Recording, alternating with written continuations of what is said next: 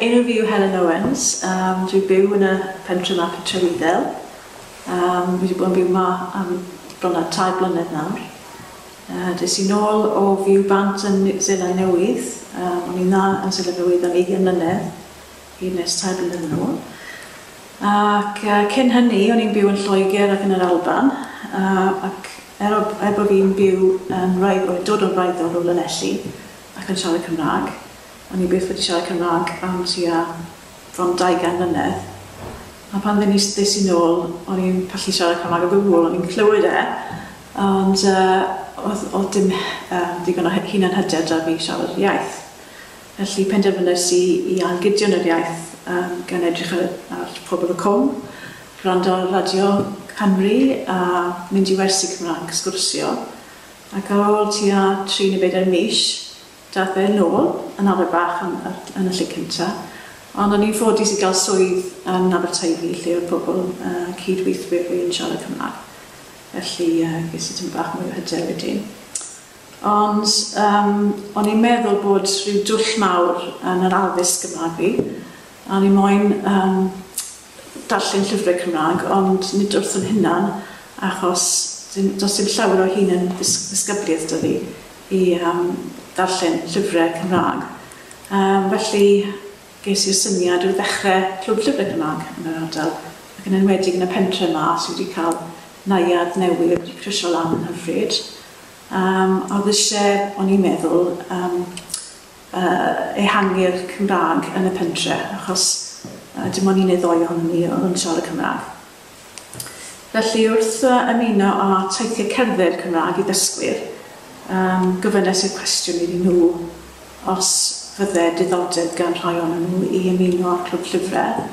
A oedd lot fawr o diddordeb, a mae rhaid i weid, ar ôl dechrau'r clwb, mae wedi bod nifer o bobl o'r dysgwyr yn dod i'r clwb yn gyson ac yn cyfrannu dda iawn yn y clwb llyfrau.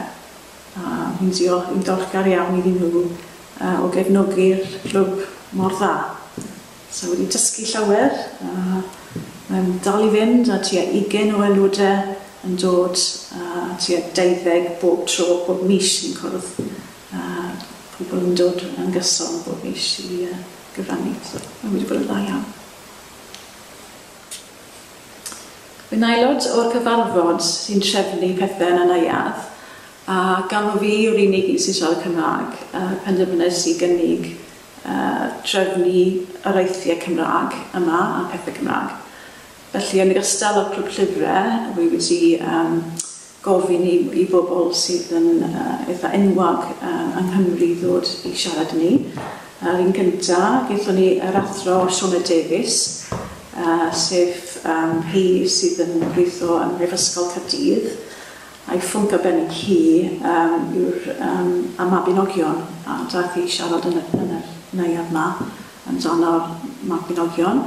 A y lle'n orlawn o bobl yn mwynhau i sgwrs hi, mae hi mor fywiog yn siarad, pob un yn gweud pa mor dda oedd e. Ac yn ail gaethon ni Mererid Hopwood llynedd yn siarad am Waldo Williams. Teitl ei araith hi oedd pob un a'i lais, pob un a'i le. A pawb yn diddori yn beth oedd ganddi hi i ddweud yn y noson honno. Yn drydydd, mis nesaf gewn ni Boyd Williams sydd yn athro mewn ieithaidd, 4 iaith yn credu. Mae'n dysgu Cymraeg, Eidaleg, Ffrangeg a Saesneg i oedolion yn yr ardal. A bydd e'n dod i siarad am hanes y Cymru yn Lloegr. So, yn gobeithio bydd hwnna'n rhywbeth hefyd. So, Penny Jones ydy fenw i. Yn dwi'n nabod Helen Owens am 4 mlynedd, achos oedden ni yn yr un dosbarth Cymraeg. Daeth hi o Seland Newydd, ymuno o'r dosbarth i ail dysgu Cymraeg hi. Yn oedden ni nabod yn gilydd, yn oedden ni mynd i rhywbeth, dwi'n meddwl oedd hi'n dechrau bod twy bach ffrindiau. Yn oedd hi'n So, oedd hi'n wedi wneud fi newid fy optegydd hefyd, achos dwedodd hi yn byti siwt dwi'n gallu wneud fy llyged yn well. A wedyn dwedodd hi, oedd hi moyn dechrau clwb llyfr. Roeddwn ni mor falch, a dwi wedi bod mwy a mwy falch, achos mae clwb llyfr y peth gorau i fi, i dysgu a cadw ymlaen, dysgu Cymraeg, a wedi agor drws mawr i'r byd Cymraeg a llenyddiaeth a phob peth. Y peth arall bod Helen wedi wneud, bwysig iawn, yw gael pethau Gymraeg yn y neuadd y hen ysgol yn Rhywyddel. A mae'n wedi gael lot o ddarlithiau a sgwrs, a hefyd oedd hi'n moyn cael gweithdy na. Mae llawer o bobl na, a heb cyfieithu. Jyst bobl sy'n siarad Cymraeg yn dod i'r neuadd. Mae'n bwysig iawn.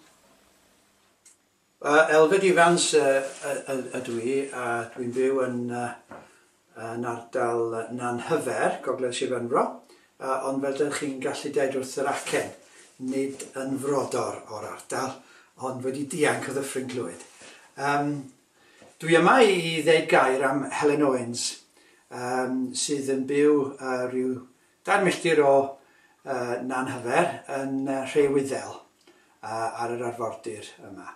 Helen wedi gwneud gwaith mawr iawn yn y gymdeithas yn gyffredinol, ond yn enwedig i gefnogi'r Gymraeg yn yr ardal.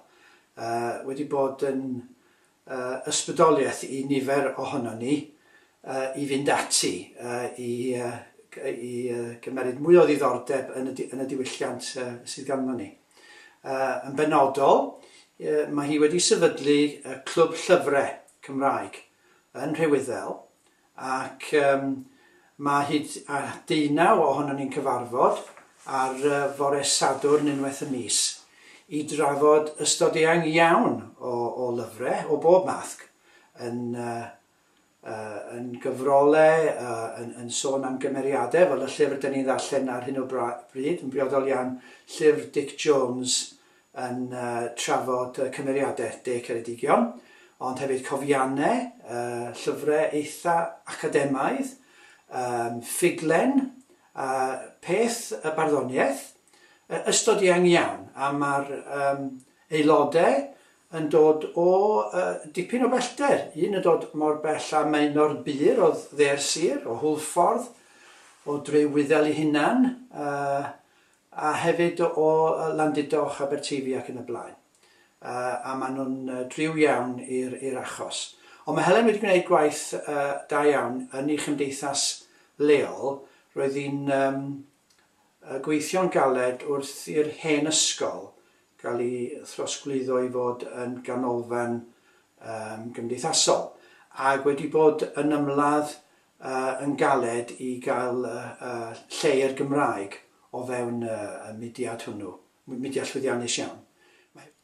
Un cyfraniad mae wedi gwneud ydy trefnu darlithoedd gan bobl fel yr athro Sioned Davies, Mererid Hopwood, darlithoedd yn y Gymraeg yn y ganolfan yn Rhywyddel. A mae gennym ni Boyd Williams yn dod ato ni mewn chydig o wythnosau i roi darlith eto trwy gyfrwng, dwi'n credu, y Gymraeg a'r Saesneg.